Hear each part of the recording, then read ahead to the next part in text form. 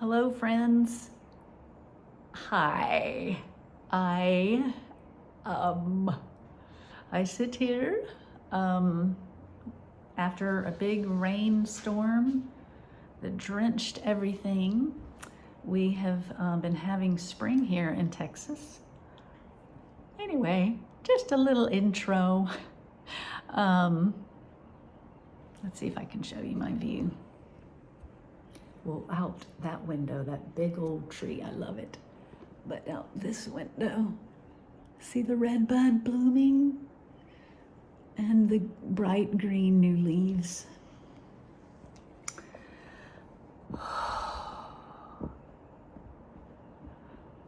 I must take them as promises of spring, of new life in the midst of suffering. So for those of you who are signed into my caring bridge, you already know what I'm going to share. But just in case some of you are watching who didn't read the caring bridge, and just for you to hear it from me with my real voice, the most bizarre, crazy development has occurred. Okay, so first, good news. First, the bad news. I always like the bad news first and end on the good news. But the bad news, I'm trying to see it through God's eyes and not just how the world would see it, as like, dang it. So anyway, I'm going to give you the good news first because it needs to be said. I had a PET scan on last Friday, so a week ago, and I'm supposed to meet with my doctor on Wednesday this week to hear the results. And he called me Tuesday night, and I saw his number, or the number from the Texas Oncology, and answered the phone, and instead of it being like a recording or something, it was Dr. John, my oncologist, and we had an appointment with him the next day to hear about my results. And oh my gosh, the pit of my stomach. And he said, well, Jamie, he's very calm and matter of fact. So sometimes, he's going to say something really scary, but he says it just the same. And so anyway, Jamie, your PET scan, we got the results. And first I want to tell you that there is no cancer. There is no cancer shown on your PET scan. It was clear. I was like, oh, thank God. And then he said, because I'm sitting there thinking, oh my God.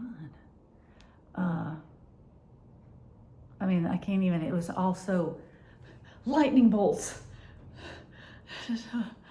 Like, why is Dr. John calling me? So that was a huge calm. But then he goes, remember you talked about that pain in your hip? And then I was like, your mind is just reeling, like, fill in the information, catch me. And I thought, do I have some kind of cancer in my hip? And then he said, the radiologist found a fracture. Your hip is fractured, and it's the femoral neck, kind of like around the femur. So it wasn't broken in two, it's cracked, and it's just part of the hip. And he said,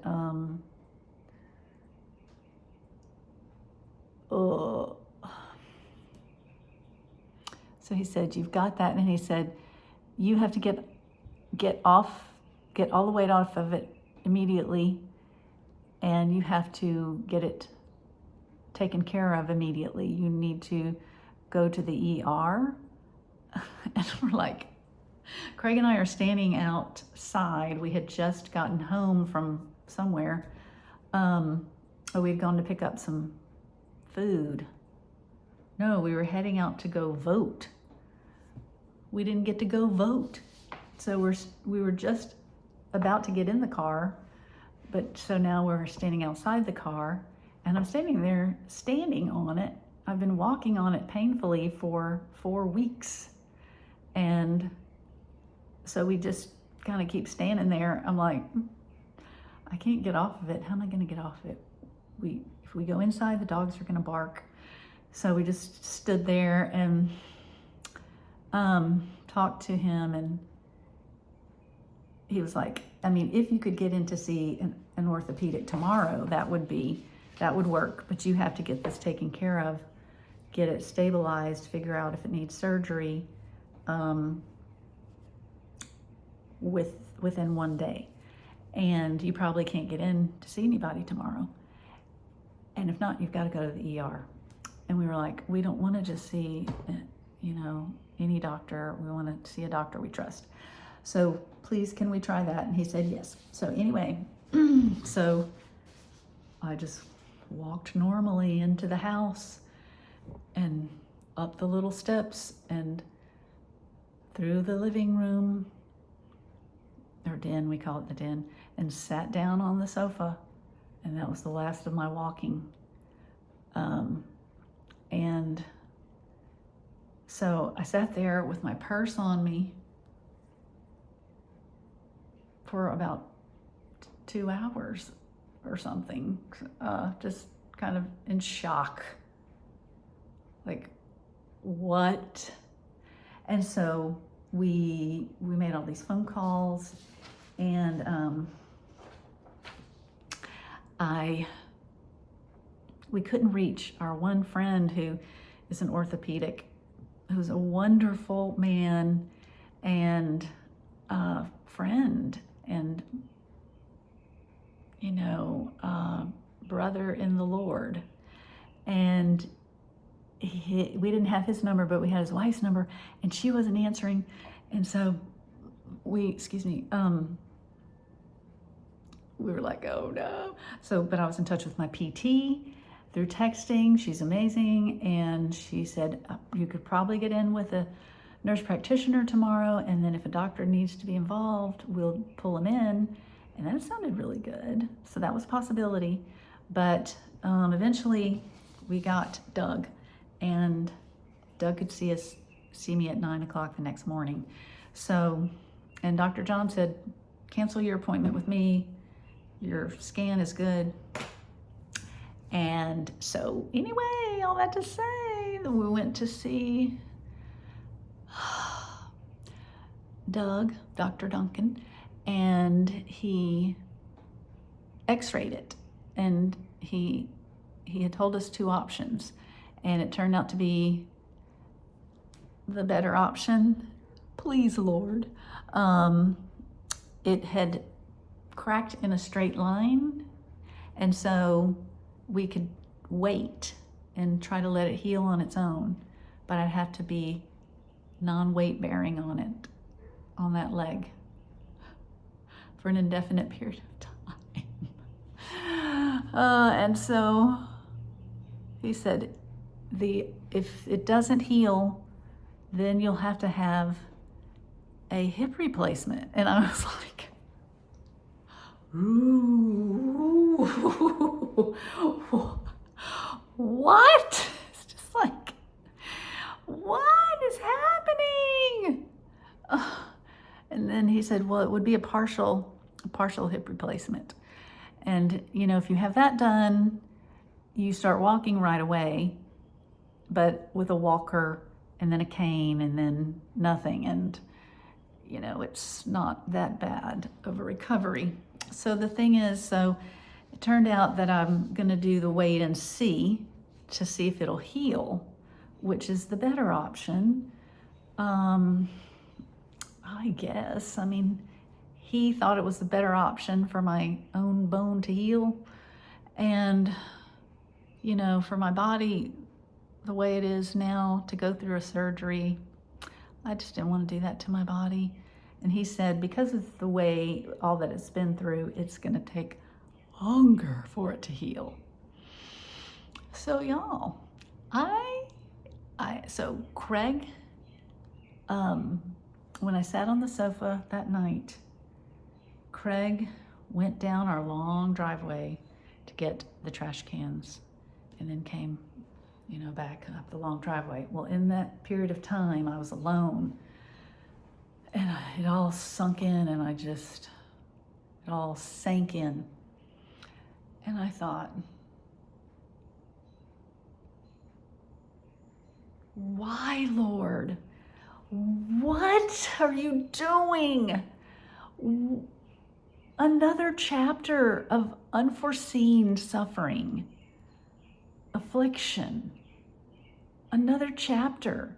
And it's the exact opposite of what I was asking you for, which was mobility and independence and freedom. The spring has sprung, as I just showed y'all. And I was like, I'm wanting to get out of this phase, this affliction. I want to be released. I want to be free. And now I can't, not only can I not go power walking, I can't walk around the house without crutches. So I didn't have any crutches at that point. I'd never been on crutches. No, I did. And in my senior year of high school, I forgot about that till just now. But anyway, hard to remember what that was like. You're a senior, you're all special. And everybody just, fawned over me. Anyway, but I yelled cuss words and just said, yeah.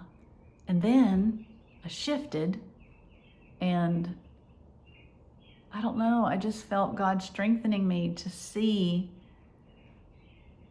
that I'm not living a chaos story. I'm living my little story written by Him that fits into His big, beautiful story of bringing us out of this mess and bringing a full redemption one day and making all things new as they're meant to be. And that somehow this newly written chapter, and I'm not saying God just literally write and we have no free will or whatever. I don't want to bring up that topic. It's all a mystery, but I do believe, and I have to believe, that what I've been through, and then now what I have to walk on crutches through, is part of His plan, part of His overarching, good, loving plan.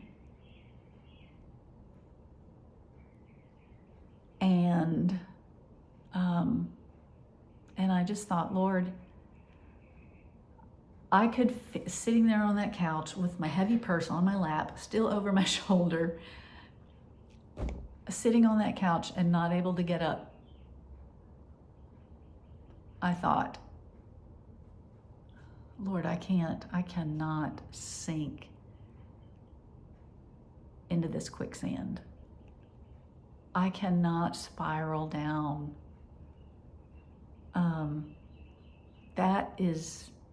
That's not gonna help anything. It's not gonna help me. It's not going to help the people in my life.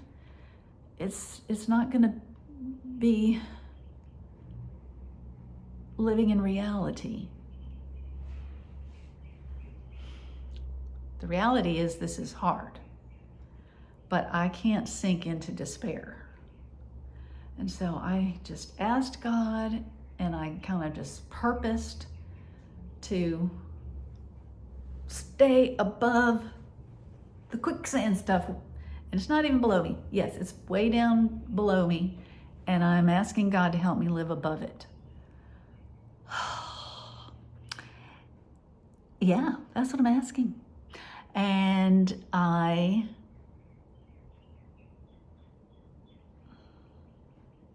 just thought, I believe that there are things, Lord, that you want to do for me and through me. The through me part, that's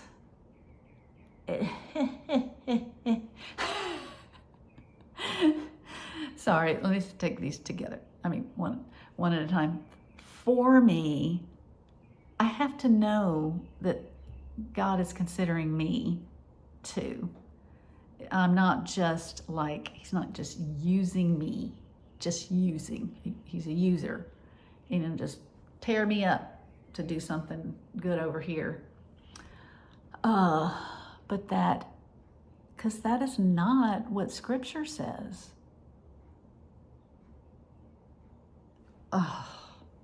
It says, cry out to me and I will rescue you. Stuff like this. Abide in my love and you will bear fruit. You will bear much fruit. It's always about, we say, it's not about me. Well, in some ways it is. God means it to be. He dignifies every single one of us. If he dignifies every snowflake to have its own design, does he not dignify us with something being about us, like me shining forth who he is, and that ultimately being about him and his worth and his centrality, all of us orbiting around him, but we're orbiting around him, beautiful planets. And so anyway, I know that so I thought, Lord, this has to be for me. I want to look for the good you're bringing to me. I'm gonna try to find joy. Like maybe there is, I've started enjoying writing again, and why don't I pour energy into that? Could I do that? Since I have to sit a lot. And it seemed hopeful. And I recently picked up my watercolor paints just a little bit. I'm a novice, but I love the water moving the color and stuff. And I just I could hardly do it while I was sick all through the transplant and everything. I wanted to do it, but it just wasn't there. And I've started to pick it up, and I just feel it as a gift from God. Like he's with me. Like, come on, look at that color. Let's go put down that color. And I will show you all that in a minute, but I don't want to get off the topic at hand, which is I want to find joy in suffering.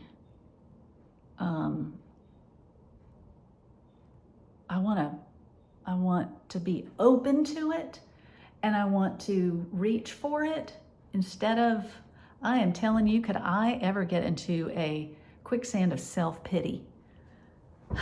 And I'm sure nobody would fault me for it. But I want to believe God. I want to try to believe God.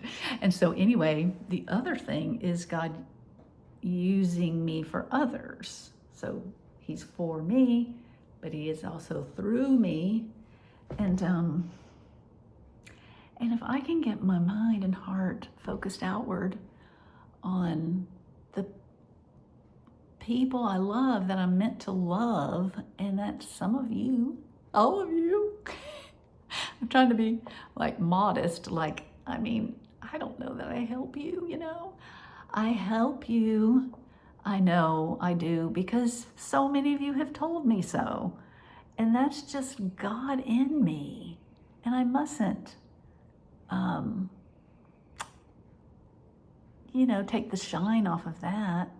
So I'm hoping that God will work through me also through this new affliction.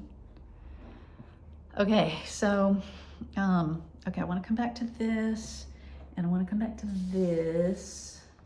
Okay, so those are the main updates. No cancer. Broken hip.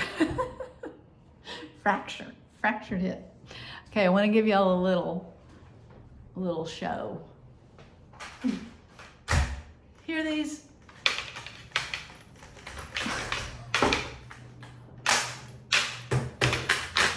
That's how they are.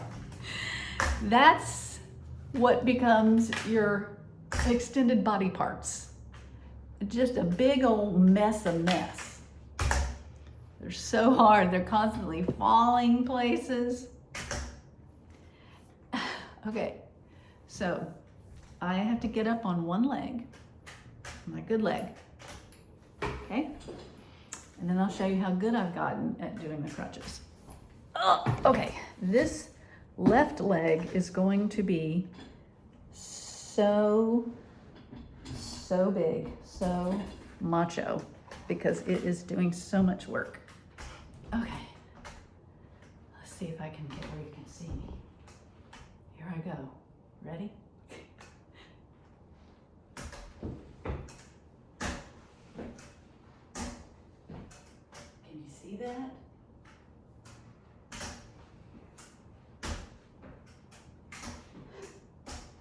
Can you see me? Here I come. Okay, now, so watch. Say, oh, I like to have these watercolor paints over there at my desk. Well, I don't have a hand. Both my hands have to go down here. And I cannot risk not having a good grip, because I could fall and then bad things would happen. Now this happens to be nice and flat, so I can put it in my pants or a pocket. But many times there are things that will not fit there. Oops.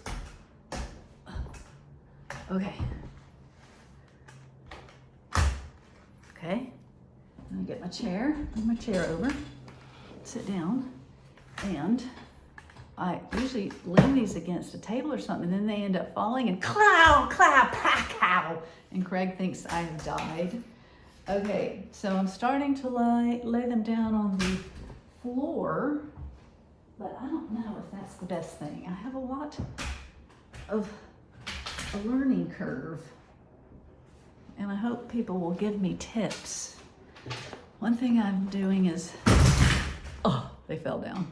I tried to leave them leaning a little bit against the dresser. Okay, this thing, now I have this that I put things in, and then I put it around my back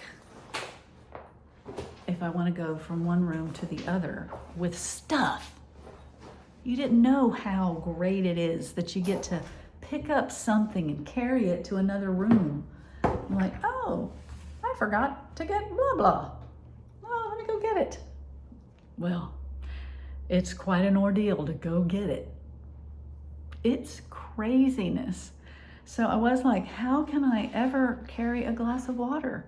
So I realized I have to do this because it's closed on top, and put it in my bag, put it on my back, get my crutches, and go to the room where I was. It's crazy. And like some of the things I've realized,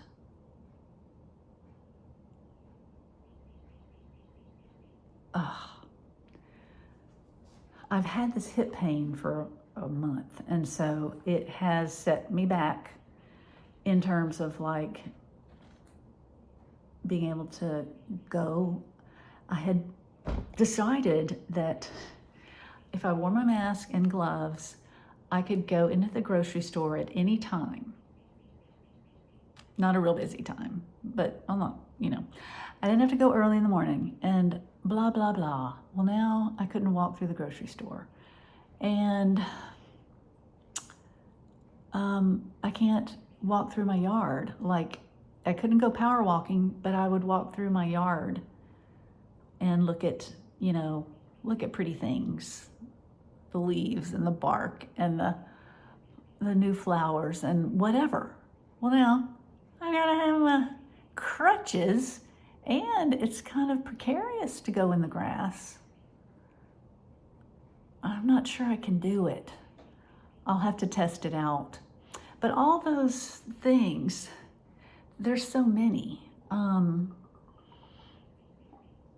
that I was looking forward to being able to do. It is cuckoo crazy. I really am like, Lord, this is a thing. This is a thing. Okay.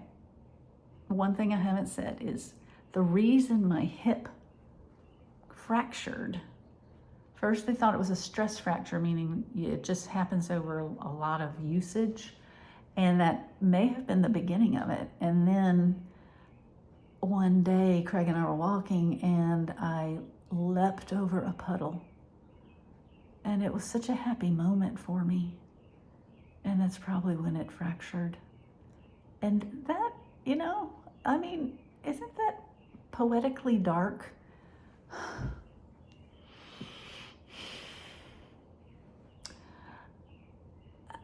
I am not going to doubt God's light and his radiance of love in that truth that I thought I'm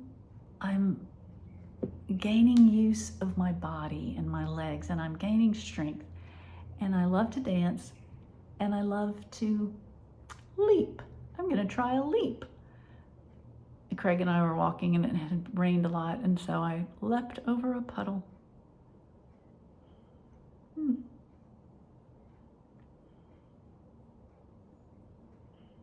Straight into something good, dressed in affliction.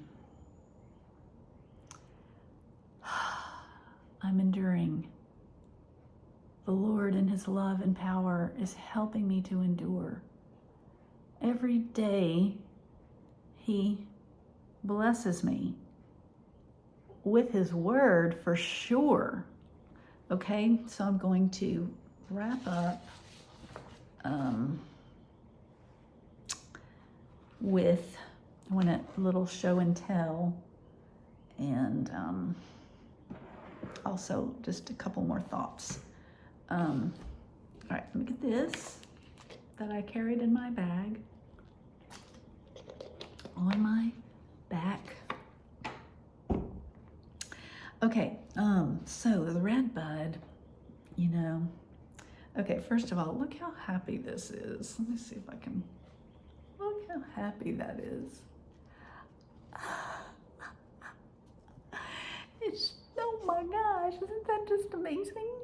So these are little swatches of watercolor that I was trying to match the red bud. I took a little piece of the red bud.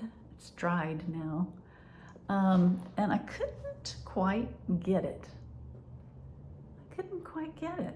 Yes, a red bud is the brightness of the purple. It's pinky, and anyway, what do you think? Is it that one? No. No. No. No. No. Anyway, this was a seed pod from the red bud. Look how beautiful. Look at those colors. Look at that copper in there. And you see them hanging and they just look so, ugh, look so brown and dead and whatever. But then you see it and it's so pretty. Where did it go? And so I was going to try to make a paint color of that, but I haven't done that yet. But this, look at this gorgeous bark that I found with this. Look how pretty, that mossy green. Isn't that a beautiful color? Oh my gosh. And so I tried to match that color. Let me show you. I think I found it pretty good. The last one.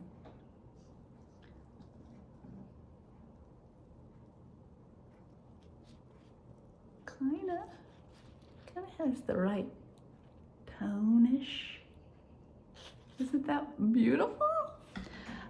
So I feel like God is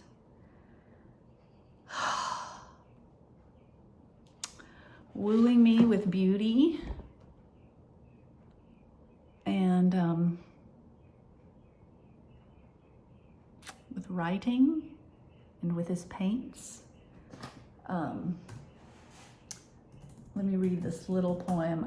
So my first day on crutches was Wednesday, and I sat outside. The weather was like perfection, spring day, you know, with the blue sky, because the humidity's down, and it was a nice breeze. And so I got settled with Craig's help on the front porch, front little stoop, and sat there and just did a little writing and hello.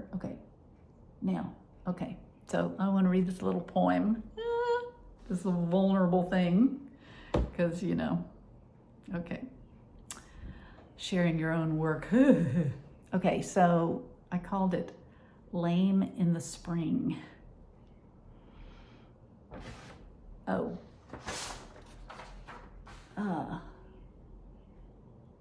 Two velvety doves fluttered into the little garden in front of me. They were sweet and gentle together, each meandering peacefully over the soil, nibbling here and there.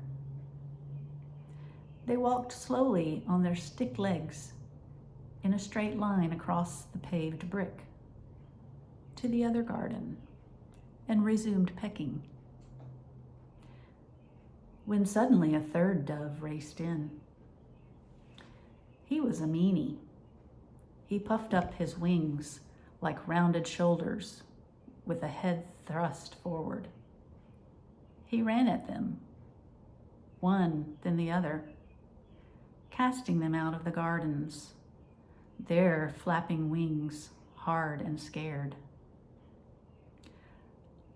I leaned to get up and scare him, but my leg was lame, and I had to stay in my chair. Next time. So, I know I have a future and a hope when I can run after a meanie bird.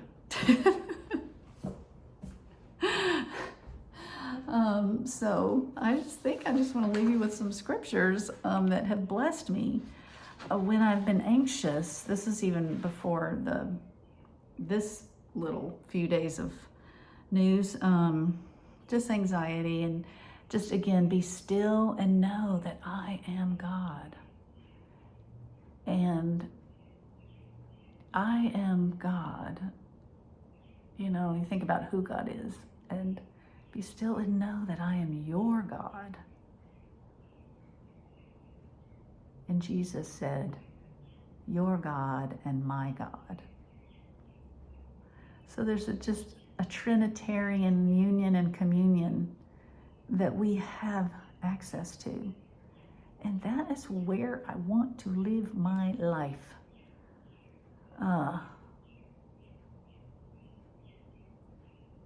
When I feel fears creep in, if I remember him, the fears begin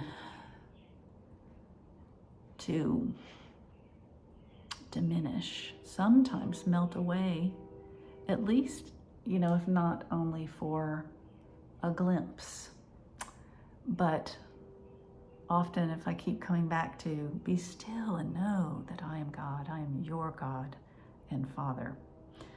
And then the abide in my love. So that is like staying, remaining in his love. And your joy will be full, Jesus said. And you will bear much fruit. So my life isn't just nothing, just being a cripple.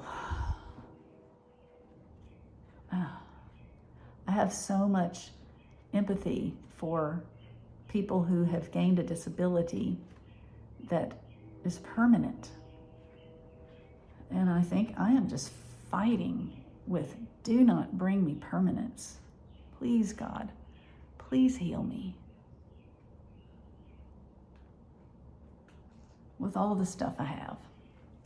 Okay, and then